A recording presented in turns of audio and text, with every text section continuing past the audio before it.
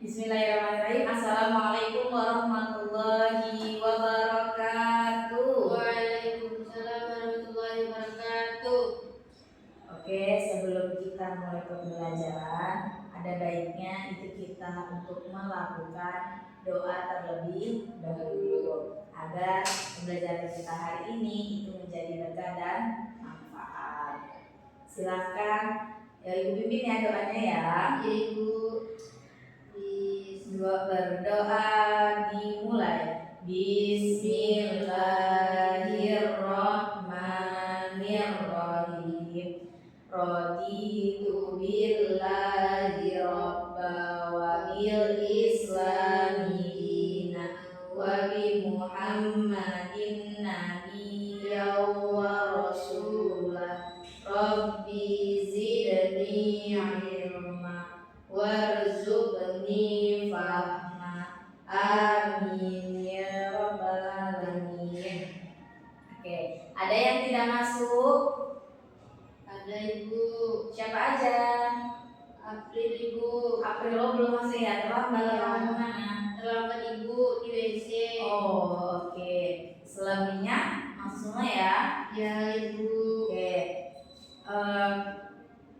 Oke, baik, pembelajaran pada hari ini kita akan mempelajari apa?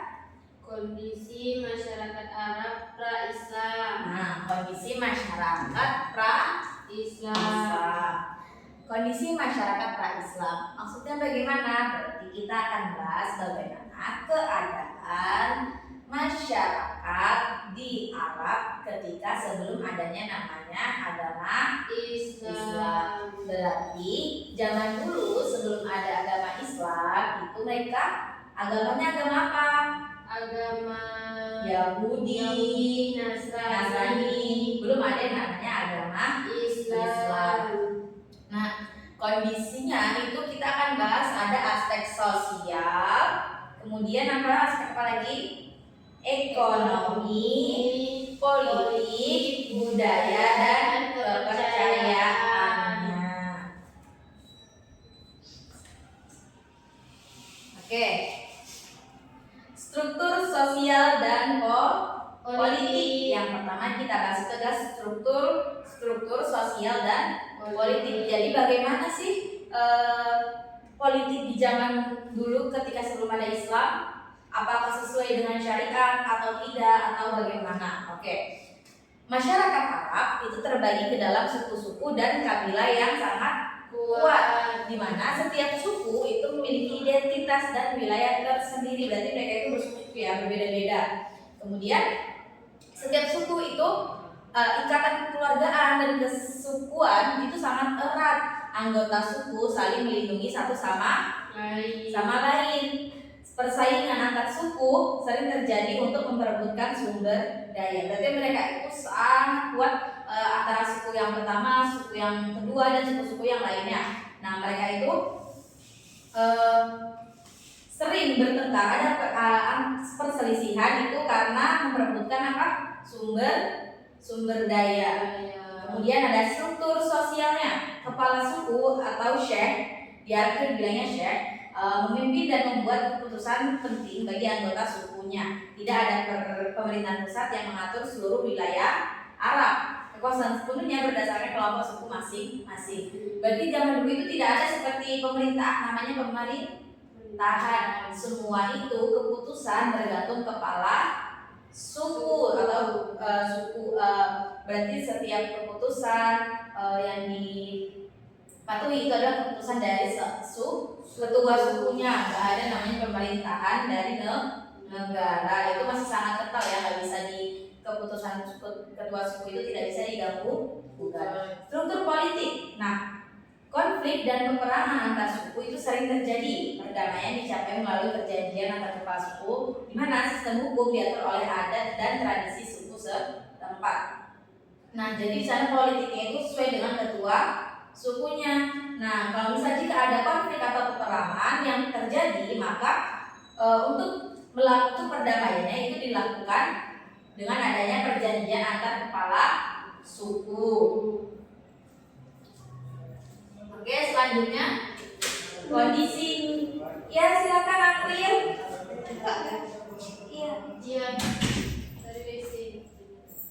April. Dari mana? Dari WC, Bu. Kok bisa kamu terlambat selama ini? Terlambat berapa menit kamu? Sampai nyamuk. Astaga. Maaf ya, Bu. Oke, besok nggak boleh diulangi lagi ya. Ini kesempatan terakhir kali. Besok ibu nggak mau kamu mengulanginya lagi. Iya, Bu. Ya, nggak boleh ya. Kita itu harus jadi murid yang teladan. Ingat waktu. Lanjut. Kondisi ekonomi dan budaya. Silakan Amalia Rosabila dibaca terlebih dahulu.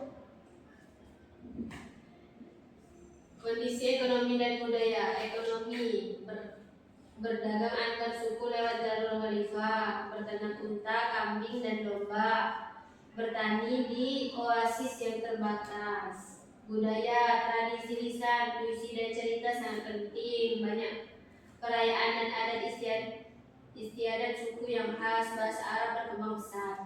Dari nilai sosial, kehormatan dan harga diri sangat dijunjung tinggi. Kesetiaan kepada suku adalah kewajiban utama. Keberanian dalam perang sangat dihargai.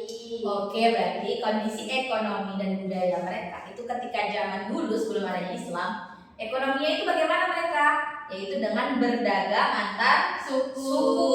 Kemudian apa aja yang didagangi? Misalkan mereka juga ada namanya beternak unta, kambing, domba. Kemudian ada budayanya itu mereka ada tradisi lisan berupa suatu puisi, kemudian banyak perayaan adat dan istiadat. Nah, kemudian nilai sosial mereka, karena mereka itu tidak ada pemerintahan pusat, karena hanya ada suku, adat istiadat, maka mereka menjunjung tinggi namanya ketua suku. Oke. Dan ketika zaman itu masih zamannya perang, jadi kalau misalkan kita berani perang itu kita sangat dihargai. Selanjutnya itu kepercayaan dan ringkasannya. Oke, kepercayaan masyarakat Arab. Nah, sebelum ada Islam itu mereka sangat menyembah berhala itu dipasang di Ka'bah dan di tempat suci lainnya. Zaman dulu itu belum ada namanya Islam, mereka itu masih menyembah patung berhala. Nah, ada yang kan sebelum Islam mereka ada yang agamanya Yahudi, kemudian ada agama Nasrani. Mereka percaya dengan roh, jin, itu mereka percaya. Karena itu zaman dulu masih zaman jahiliyah. Oke, sekarang ibu kasih tugas. Silakan kamu cari, kamu rangkum kondisi masyarakat pra-Islam, ya. Sekarang ibu kasih waktu 3 menit untuk merangkum. Oke, siap? Siap, Bu. Oke, silakan untuk merangkum. Kan dulu.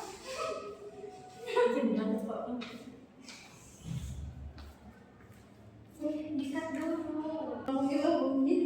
Udah berapa menit? Udah? Siap? Belum, Bu. Loh, kok belum? Oke, itu udah jadi tugas di minggu depan ya. Iya, Bu. Pertemuan selanjutnya ya. Oke, bisa kita simpulkan bahwasannya ada yang coba April simpulkan. Jadi kesimpulannya itu masyarakat terorganisir berdasarkan suku dan kabilah. Yang kedua, ekonomi bertumpu pada perdagangan dan peternakan. Yang ketiga itu budaya kaya dengan tradisi lisan dan nilai sosial yang kuat. Dan yang terakhir, kepercayaan didominasi penyembahan berhala.